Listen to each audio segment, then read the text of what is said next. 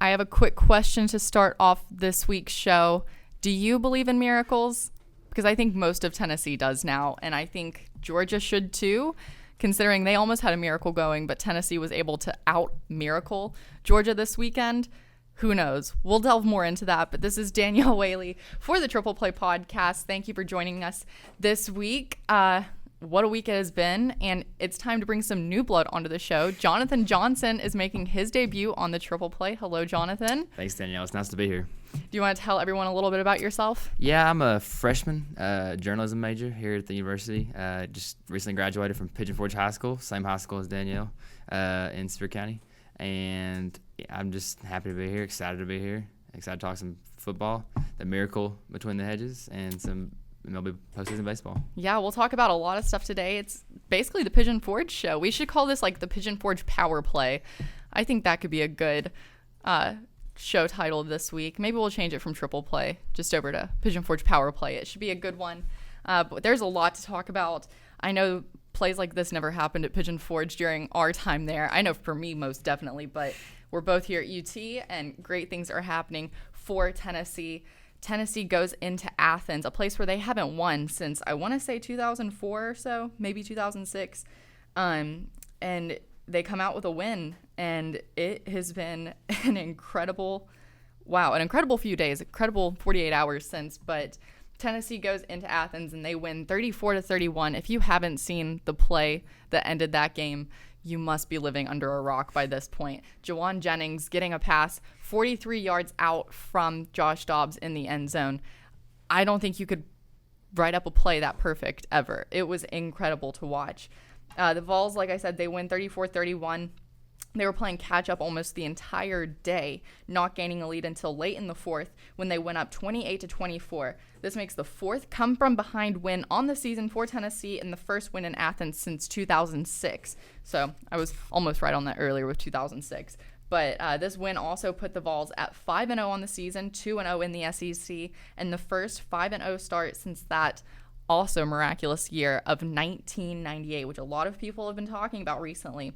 So with all of those stats on the table, is this the year for Team 120? Are they the quote-unquote team of destiny that most people are saying? I wouldn't go as far to say that just yet.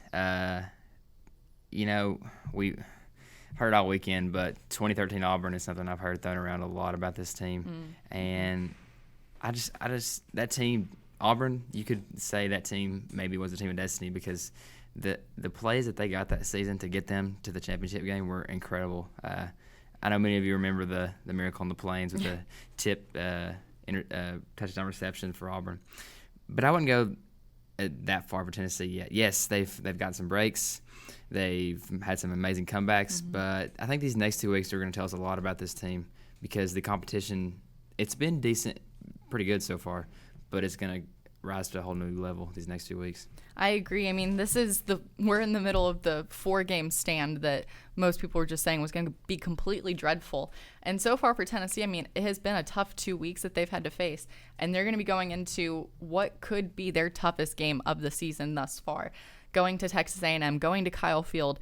College Station is not an easy place to play in, no matter how high Texas A&M is ranked, no matter how good of a team goes in. It is a tough place to play in. So it's going to be a very tough game for Tennessee, but we'll talk about that more in a second. But let's go back to the game against Georgia.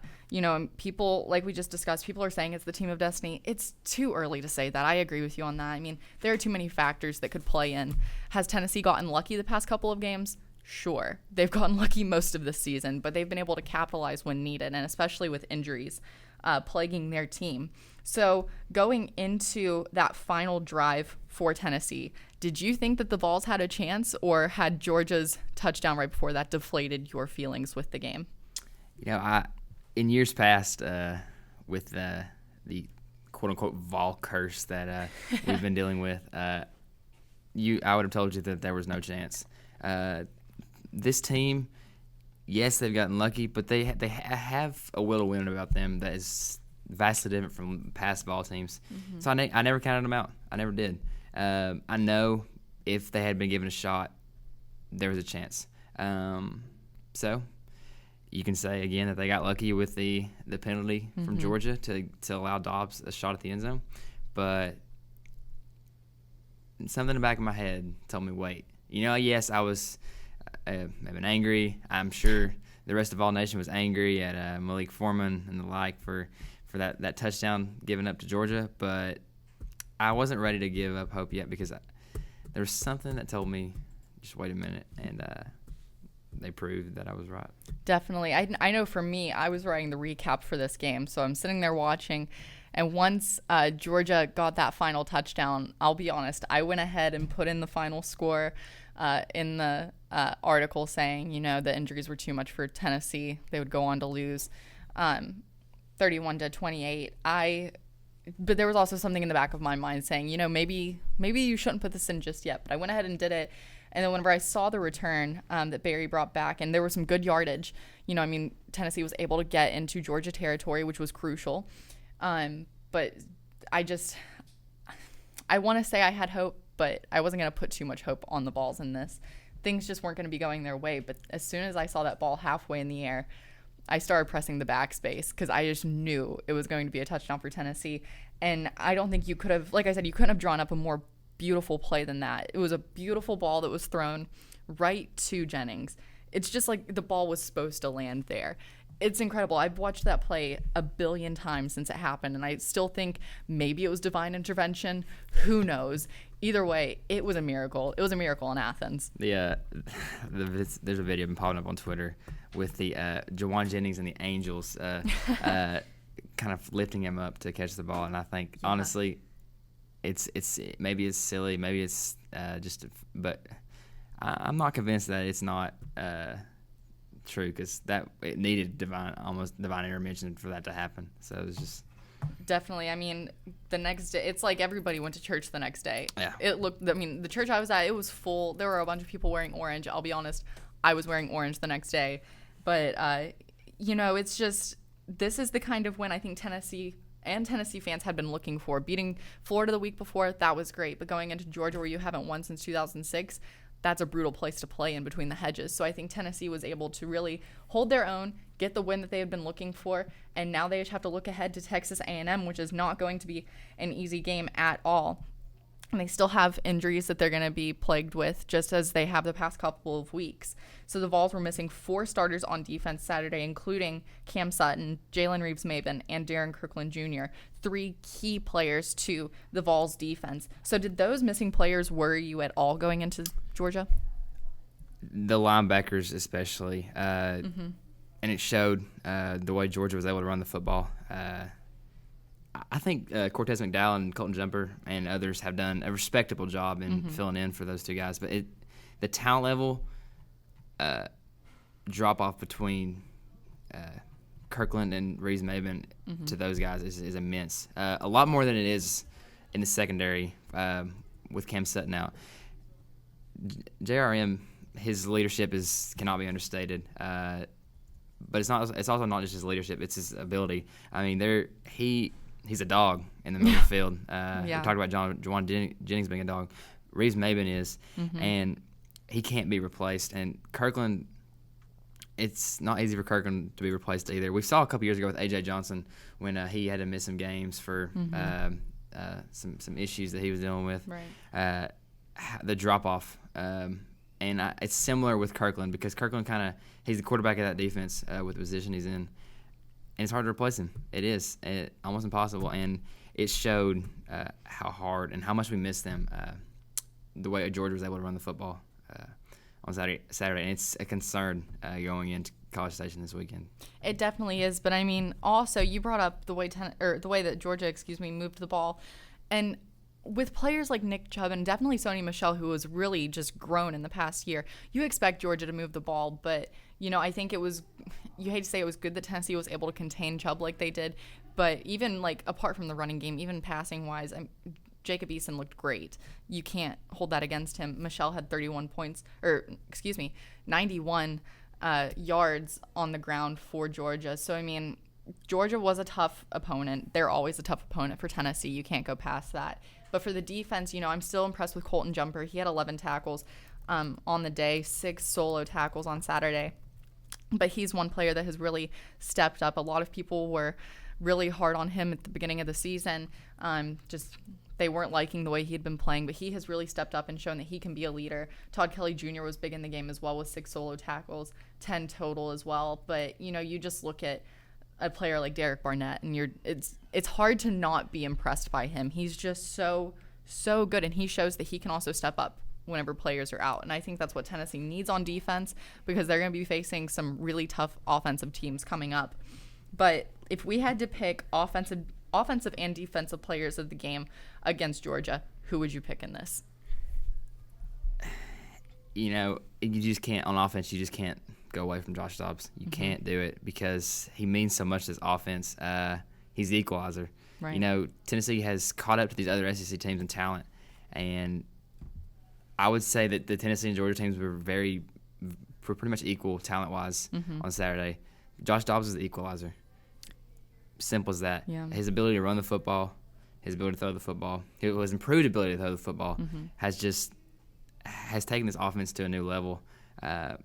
He was the most important player. Without him, we don't win the football game Saturday. Not even close. And it shows what he means to this offense. You see players like that in college football a lot who mean that much to a team, and Dobbs is one of those guys.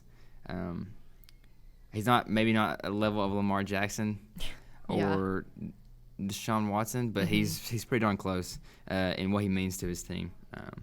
And on defense, I'm gonna have to go with Corey Vereen, and I've said it for a long time. Just watching games, Corey Vereen is underrated. Derek Barnett deservedly gets all the hype. He's an All-American; he deserves it. Barnett was commanding double teams all afternoon Saturday, and Corey Vereen took advantage of that. He was constantly in the backfield. He was the one. It was Barnett that stripped the football from Easton in the end zone, but Vereen was there to pick it up. Vereen had such a great game Saturday, and he's so underrated as a player because, yes, he does have to sit behind Derek Barnett. And when guys like Jonathan Kongbo and Khalil McKenzie come in. But I think Corey Vereen was huge on the other side Saturday. He had a great game. Yeah, I didn't even think about Vereen whenever I was looking at defensive players because, like you said perfectly, I kept looking at Derek Barnett. It's just tough to go away from that guy. I mean, he had 2 sacks that were crucial sacks, but, I could definitely see the case being made for Vereen. I feel like he's a constant with this team. He's always going to give his all on the defensive side, so I think having players like him on the team, that's good for Tennessee, and I'm starting to see Colton Jumper moving into that realm of being the constant, which I think, like I've said this week and last week, it's what Jumper's been looking for all season, and I think that could push him to potentially being a defensive player of the game. I had him as my defensive player last week against Florida. He definitely made the case this week, but for me, I was picking Barnett. 5 tackles on the day, 3 solo with 2 sacks. That's a great line for him. But for the offense, I picked 2. I couldn't pick one or the other between Jennings and Dobbs. I feel like those are the 2 crucial ones you're going to pick. But for Jennings, he only had 3 receptions, but he had 71 yards and a touchdown, the touchdown that mattered. Kind of what you saw with the Florida game. He was big there too. So I think we're starting to see Jennings really make his case for being a solid, consistent offensive player for Tennessee. But Dobbs, his stat line was great too. 16 for 26, 230 yards, 3 touchdowns, an interception, but it was still overshadowed by his touchdowns and his playmaking abilities. But he also had a rushing touchdown. So we were able to see the multiple facets that Josh Dobbs has as a quarterback. So I think that could definitely put him up there as the offensive player of the game, like you said. So I think we can agree on that one. But the win pushed the Vols up 2 spots in the AP rankings to number 9 with a 5-0 record, like I said earlier, and they now head into their 3rd game of a tough 4-game stretch as they prepare to go to Texas A&M at Kyle Field in College Station. So for this game that's coming up, we're going to go to our segment now of the winning edge. Who has the winning edge in this game since both teams are undefeated? I got to go with the Aggies on this one. Tennessee has caught up in immense ways to the rest of the SEC and talent-wise, but I think the Aggies are more talented in this game. I look at the receiving core for the Aggies, and it has pros all across the board. Christian Kirk, Speedy Noel, Josh Reynolds. They're insanely talented. And then I look, yes, he's hyped. Mm-hmm. And yes, he deserves every single amount of hype. Myles Garrett may be the best player in the SEC. Oh, yeah. And then you talk about the quarterback position and Trevor Knight. Dobbs is experienced, yes, but Trevor Knight has played in a few more bigger games like this. I mean, he shredded the Alabama defense a few years ago at Oklahoma. So A&M's got the edge here based on talent. And I'm also going to harp on the health here. I think A&M is a little more healthy than the Vols right now.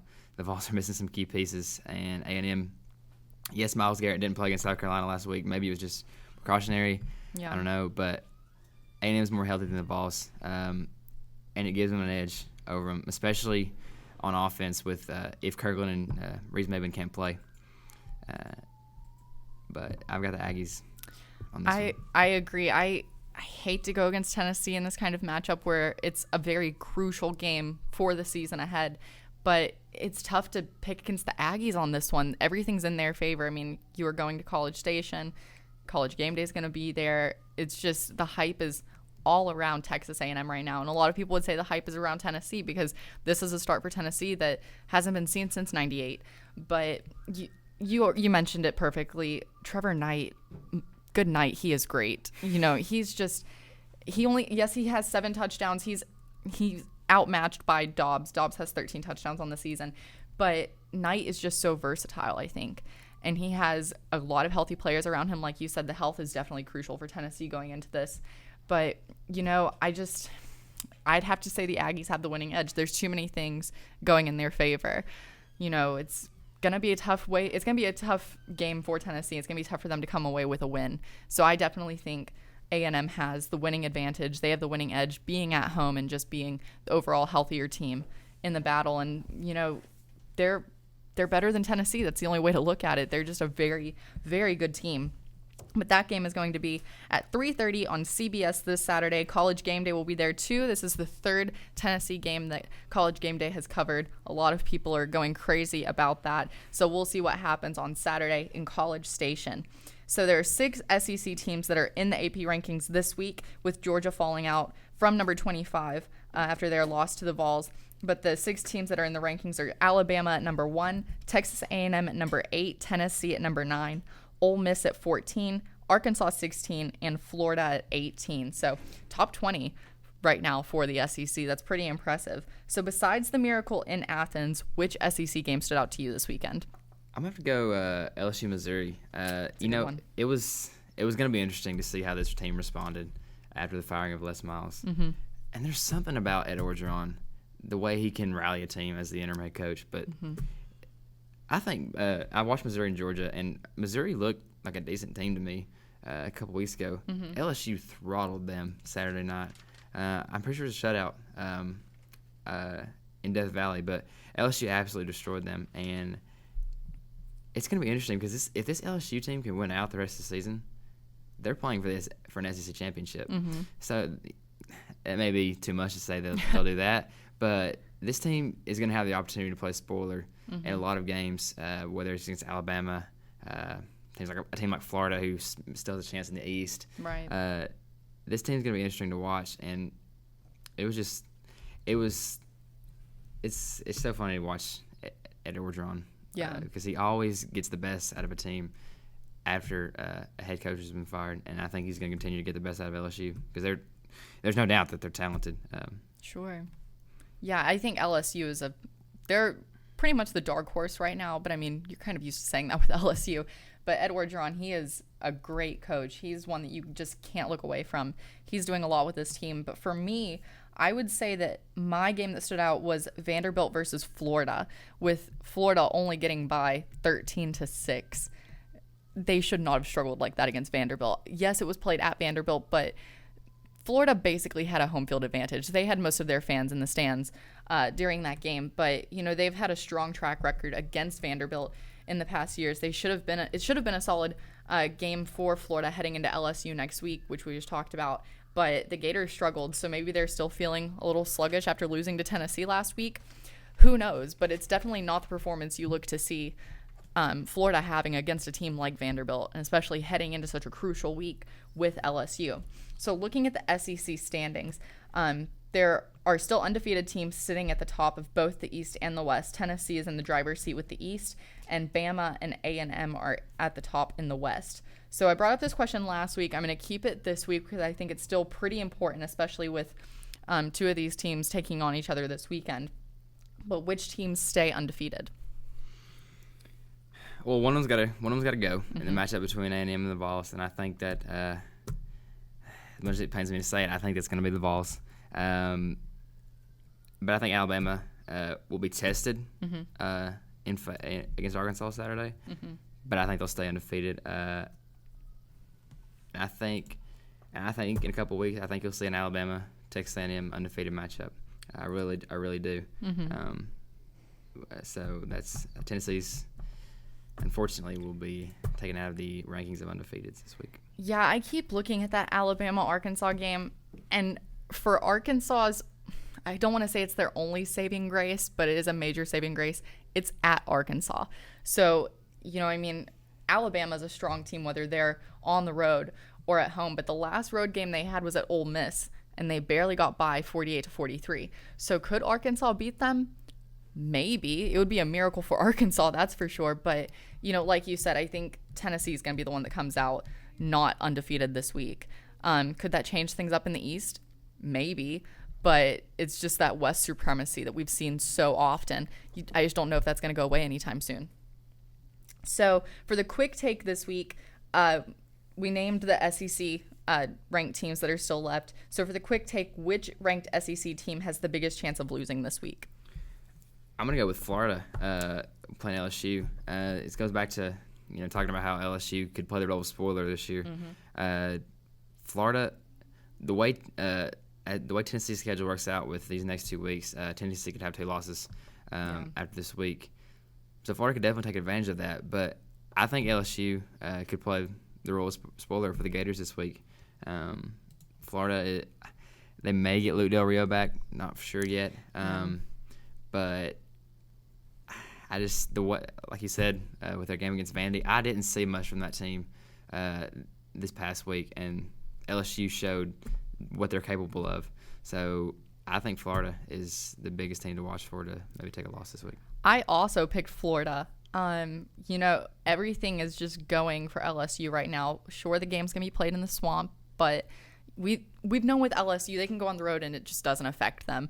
And I think Ed Orgeron, which we talked about earlier, I think he has put a new fire under this team that they really needed once Les Miles was kicked out, basically. This team, most people looked at them as thinking, okay, this is going to be their breakdown not having Les Miles.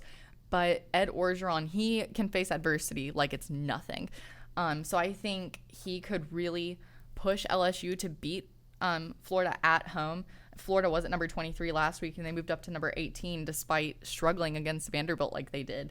So if they lose, we could see them making the biggest drop, potentially. I could see them dropping down to 25, which they were at a few weeks ago. But, I think LSU could beat them, honestly. It could be an easy matchup for LSU if they keep the mindset.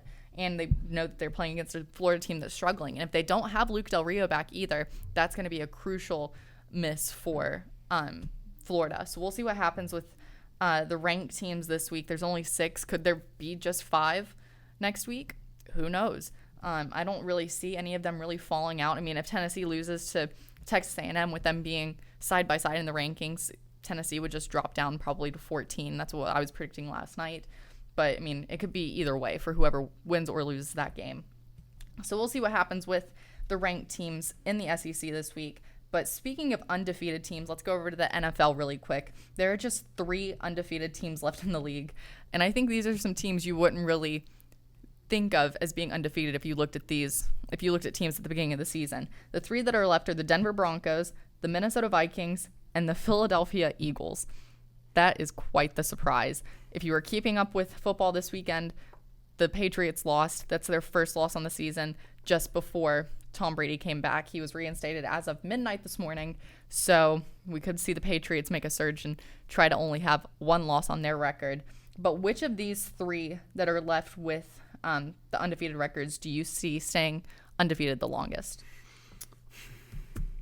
I can't pick against Denver. That defense is just is just deadly. And I thought, yeah, maybe they'll have a little Super Bowl slump after last year with Peyton retiring, and that missed a beat. And they've beat some pretty good teams. The Carolina Panthers, the team that they beat the Cincinnati Bengals playoff team. They're beating good teams, and I think it's going to continue. I don't see them. I just see them continuing on. Yeah, the Broncos are really good this season. I mean, this is the first year without Peyton in the league, and it's just like Peyton being gone hasn't bothered them at all. I mean, the Broncos have looked great, and they could continue to keep looking great.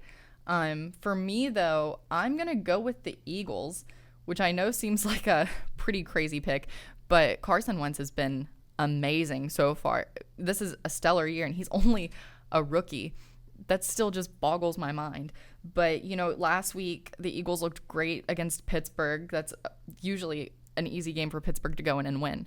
But being played in Philadelphia, they really showed their own.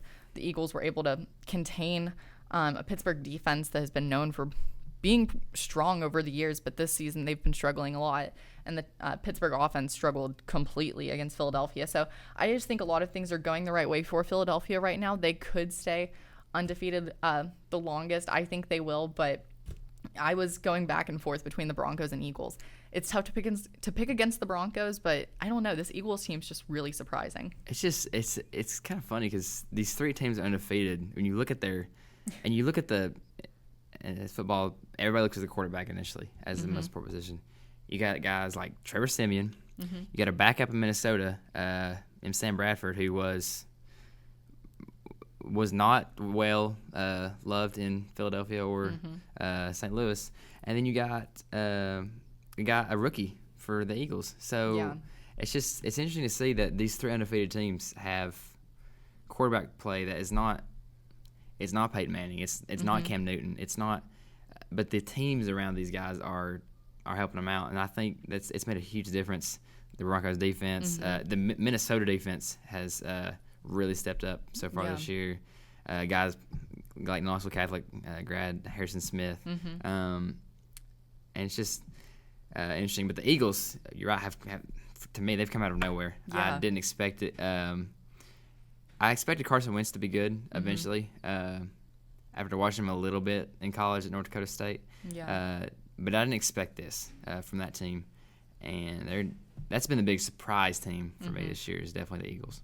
Yeah, and it's kind of hurting watching Wentz do well because, I mean, going into the draft, everyone knows I'm a Steeler fan. I wanted Pittsburgh to go after Wentz because I know Roethlisberger needs a good backup. Yes, he has Landry Jones, but they need someone else back there. They had Vic last season, not the best backup you can have, honestly.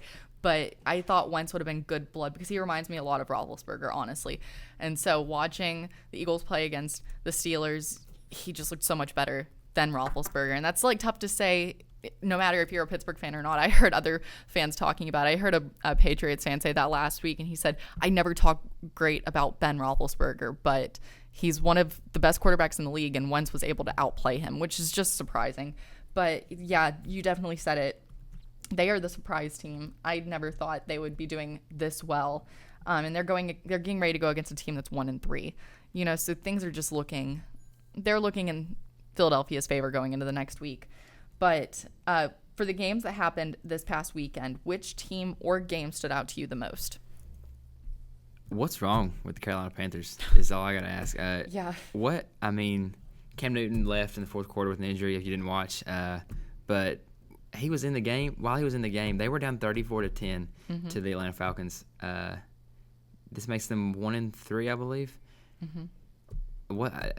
I can't explain it, what's going on in Carolina.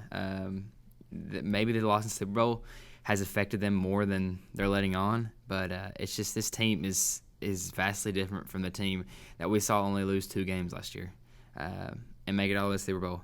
And if they hadn't run into an all-time great Broncos defense and an all-time great at quarterback, they would have been Super Bowl champions. It's just that game stood out to me. And not for the 300 yards by Julio Jones, but because the Panthers are just – there's something wrong with them, and I don't have any answers for it right now. Yeah, I didn't get to keep up with that game as much as I wanted to, but I was getting updates on my phone, and I saw that Cam Newton went down, and I was thinking this could be it for the Panthers. And I mean, Atlanta's a good team. If you had Matt Ryan on your fantasy team this week, good for you. I had him on my bench, so that's been a rough day. But I was wondering the same thing. I don't know what is up with Carolina this year. Maybe it's the post great season slump that we've seen with so many teams. I don't really know how to explain it. I was asking myself that same question last night. Who knows? This has been a really weird season so far. I know before the season I was saying that I had a weird feeling about the NFL season. I can see my feeling being correct. It's just been completely lopsided, I would say. It's just been odd. For my team and game that stood out, I had two picked out. I'll stick with my main one, but I'm going to mention the other one first. The Patriots losing like they did, that was brutal. I mean, a shutout at home. That was the first time since in the 90s, I want to say. I heard it was talked about last night. I can't remember. But, you know, you have Tom Brady coming in this week. He's been reinstated. So it could just be the turnaround the Patriots are looking for. Brissett was just not looking his best. And you had Garoppolo out again. If Garoppolo would have been playing, I definitely would have seen the Patriots winning. Garoppolo is fantastic. You can't put that past him. But for me, I'm going to talk about Pittsburgh.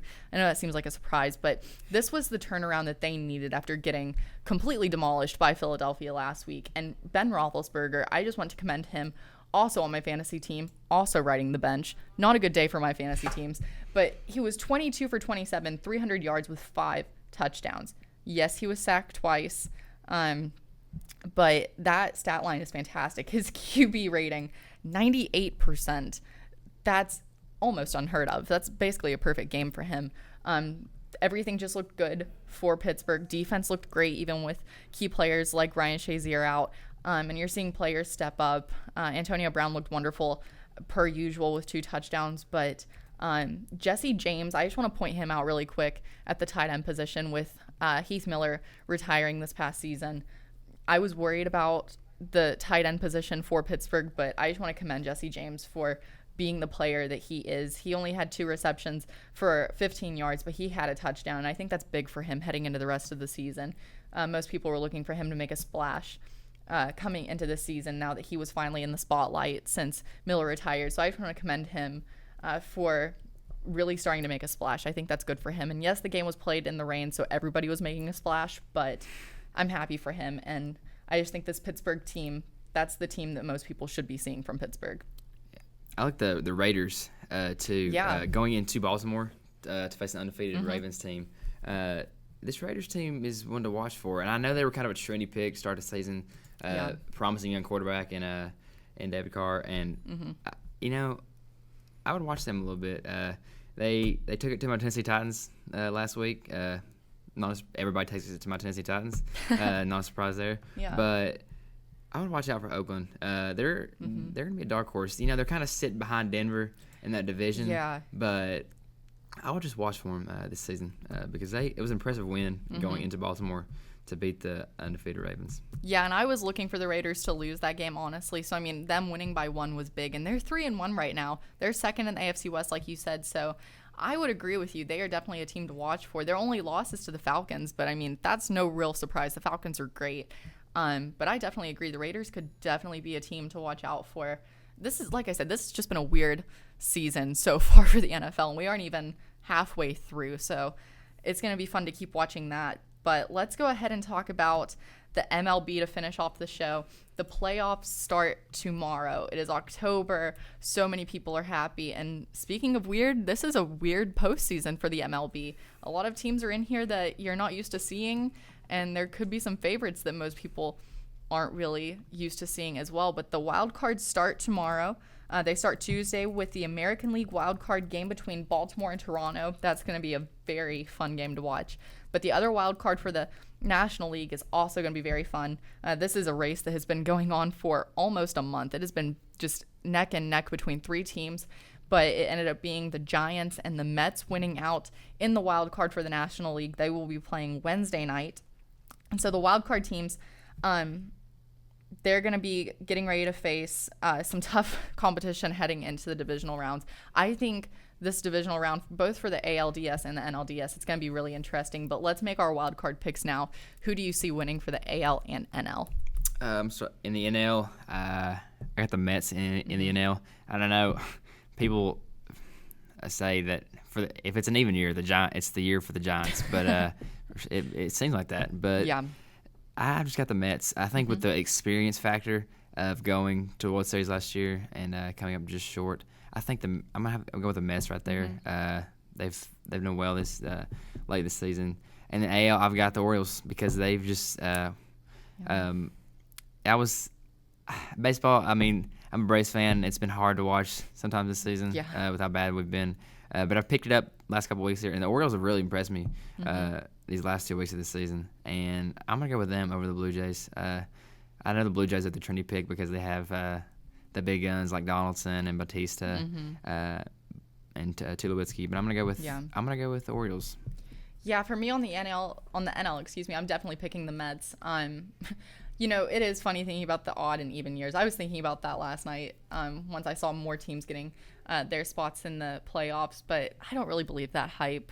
It's funny, but I'm picking the Mets for sure. I mean, they still have one of my favorite players in Neil Walker, and he's just a guy that you can see step up. It's tough not seeing him in Pittsburgh. Most people know I'm a Pirates fan as well. It's been a tough year. It's sad not having Bucktober happening, but it's okay. But I pick the Mets for sure in the NL. I just think they're a very strong team, especially as of late. And in the AL, I'm gonna go with Toronto with Blue Jays.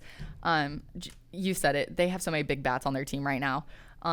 But it's tough to pick against that Orioles team. I think that's gonna be the most exciting wild card game in a while between the Orioles and the Blue Jays. Maybe extra innings. That would be so much fun.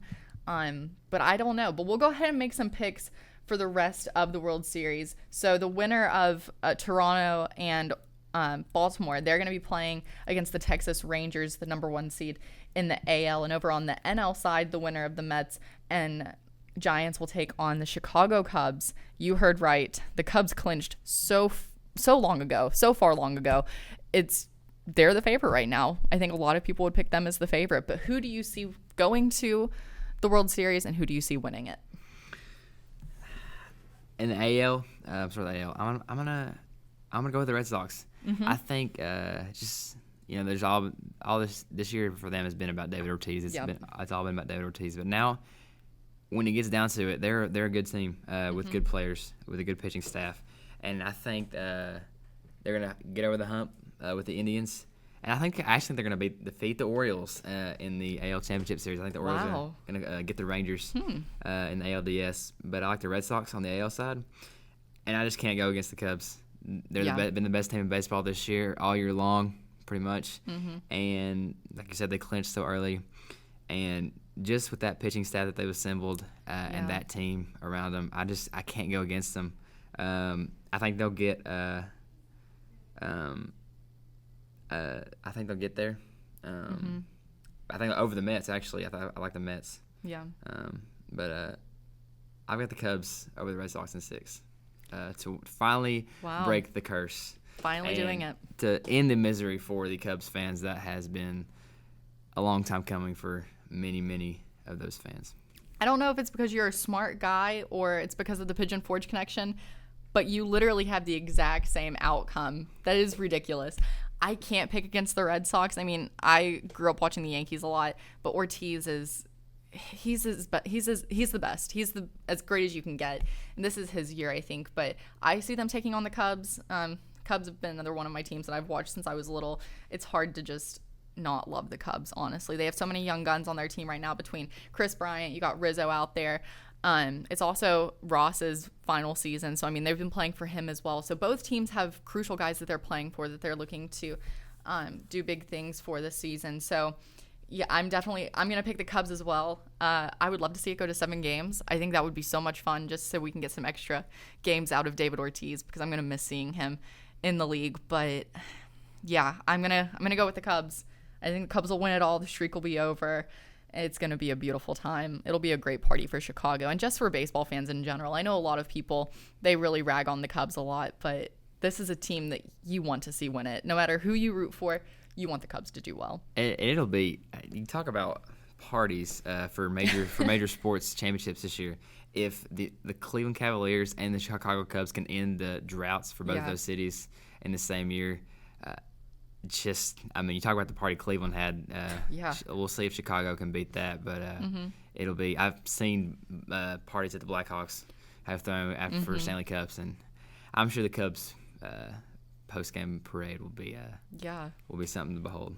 Just to bring the whole show full circle, could this Cubs team be the team of destiny?